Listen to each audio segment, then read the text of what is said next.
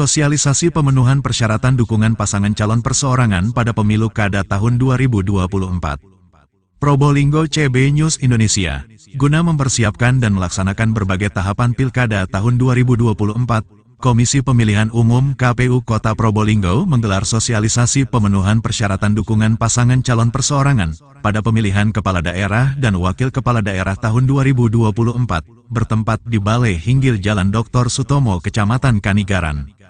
KPU Kota Probolinggo menetapkan syarat minimal dukungan bakal pasangan calon perseorangan dalam pemilihan kepala daerah pilkada setempat adalah sebanyak 17.851 KTP, atau 10% dari jumlah DPT Kota Probolinggo 2024, yaitu 178.502. Ketua KPU Kota Probolinggo Dr. Haji Ahmad Hudri menyampaikan, tahapan pilkada saat ini yakni sosialisasi persyaratan calon perseorangan diharapkan berjalan lancar, sesuai PKPU nomor 2 tahun 2024 tentang tahapan dan jadwal pemilihan gubernur dan wakil gubernur, bupati dan wakil bupati serta wali kota dan wakil wali kota.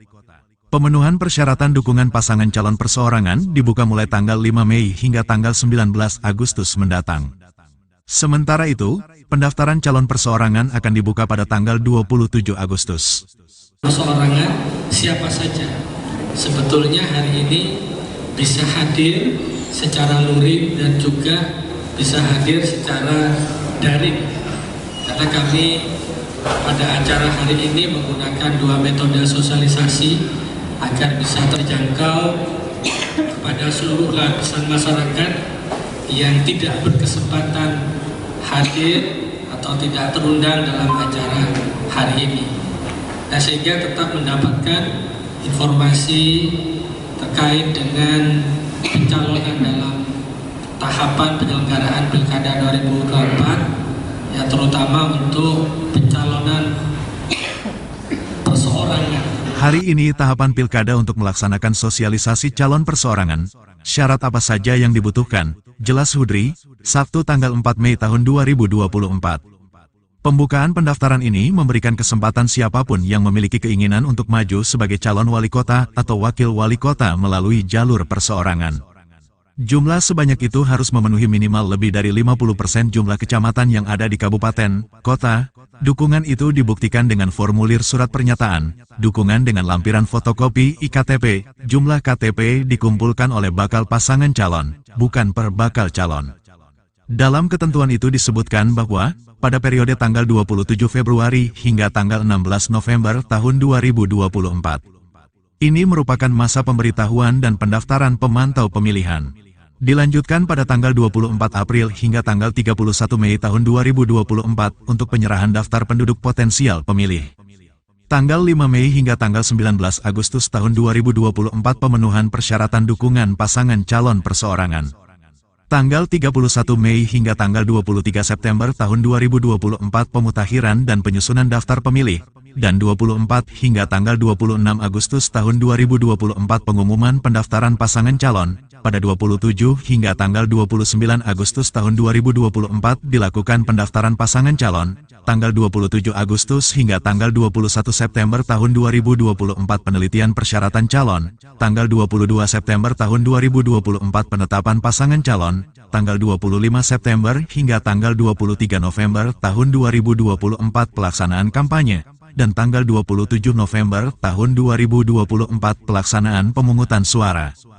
Lalu pada tanggal 27 November hingga tanggal 16 Desember tahun 2024 penghitungan suara serta rekapitulasi hasil penghitungan suara. Dengan persyaratan dan tahapan tersebut, kiranya ini benar-benar diperhatikan oleh bakal calon independen, atau perseorangan calon wali kota maupun calon wakil wali kota, jelas Hudri. Hudri berharap dengan sosialisasi ini masyarakat mengetahui tahapan pilkada dan bisa turut berpartisipasi. Dengan sosialisasi ini masyarakat kota Probolinggo yang berpotensi bisa ikut untuk saling bertanding dalam kontestasi yang sportif, sehingga didapatkan pemimpin yang baik untuk masyarakat kita. Semoga bisa disosialisasikan secara luas, dan pilkada mendatang bisa berjalan lancar. Hadir dalam acara tersebut Komisioner KPU, Ketua Bawaslu Kota Probolinggo, bakal calon wali kota serta undangan lainnya. Mamat Abdullah dan Gogon Harum, koresponden CB News Indonesia mengabarkan dari Kota Probolinggo, Jawa Timur. Dengan Bu Eva mereka bagian dari kami, bagian dari Projo. Jadi kita pun adanya sosialisasi ini sangat berterima kasih ya kepada KPU, sehingga semua nantinya persyaratan bisa jelas, terus apa yang perlu untuk kita siapkan seperti itu. Saiful Nur Wahid, Orang mana, Pak? Jalan Pahlawan, Sehari-harinya apa Pak Saiful? petani. Petani. Probolinggo kota yang tidak begitu luas, tingkat perekonomiannya ini ya terbatas. Baik ada sektor pertanian, namun sektor pertanian itu banyak lahan-lahan potensial pertanian yang dipakai untuk pembangunan gedung-gedung perumahan, sehingga nilai dari pertanian itu menjadi berkurang. Kemudian ya perekonomian dari masyarakat Probolinggo ini, dari industri pun itu Probolinggo hanya beberapa, sehingga masyarakat Probolinggo kesulitan untuk mencari sumber ekonomi karena bisa dari lahan perekonomian maupun dari potensi pendidikan. Kira Pak N1 UEFA, saya Probolinggo duanya ya. pindah. Saya sudah melewati batas ambang jadi ASN. Sudah 20 tahun mengabdi dan sudah umur 50 tahun, jadi saya boleh pensiun dini. Karena memang kami bertekad untuk merubah Probolinggo bagaimanapun caranya gitu. Saya mengawal makan siang gratis. Kalau itu dipegang orang atau yang bukan kita, insya Allah nggak sampai ke warga dengan baik gitu. Jadi kalau misalnya 15.000 anggaran per siswa, saya kan pendidik ya, jadi saya benar-benar tahu anak-anak saya yang nggak pernah makan siang sih ya di sekolah. Saya pengen mengawal itu, penting karena Januari 2025 kan harus ada makan siang itu. Itu aja yang perlu diinikan. Ya. Saya Nur Eva Arimami. Iya apa Bu Nur Eva? Nur Eva Arimami. Saya ngajar di SMP 10, rumah saya di Cokro Aminoto, ya. Anas. Dari Cokro Kanikiran. Anak saya 3. Apa lagi udah ya? Sudah Bu, terakhir Bu. Dalam konteks pilwali ataupun pilkada itu kan biasanya identik dengan logistik ya. Nah, mungkin sejauh mana Bu kesiapan kemampuan logistik apa? Kalau banyak beredar kan pilwali itu paling tidak minimal 20 miliar kan gitu. Nah, mungkin seperti apa Bu? Kalau kami dari grassroots aja ya Mas ya. Kami jalannya ada lah, logistik ada, tapi nggak sampai miliaran gitulah, nggak sampai Mas. Tahu diri gitu lah Mas ya. Kita ini posisinya pemecah suara ya Mas ya, pemecah suara. Sing sekiranya Habib gak jadi lagi, gitu loh. Gitu loh. Tapi kan kita harus jadi ya Pak. Apa? Ya, gitu. Jadi dalam kewajiban bagi KPU untuk menyampaikan segala informasi apapun yang terkait dengan tahapan, termasuk tahapan pencalonan perseorangan dalam pilkada ini.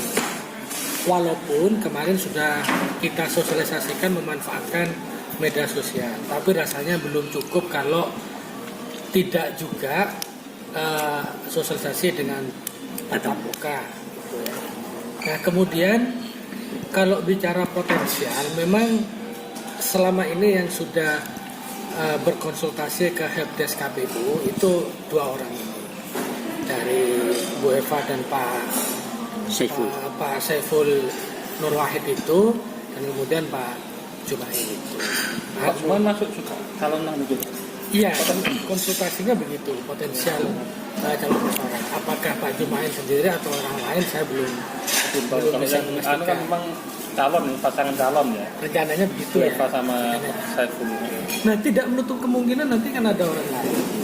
Makanya kami membuat undangan itu judulnya potensial bakal calon perseorangan.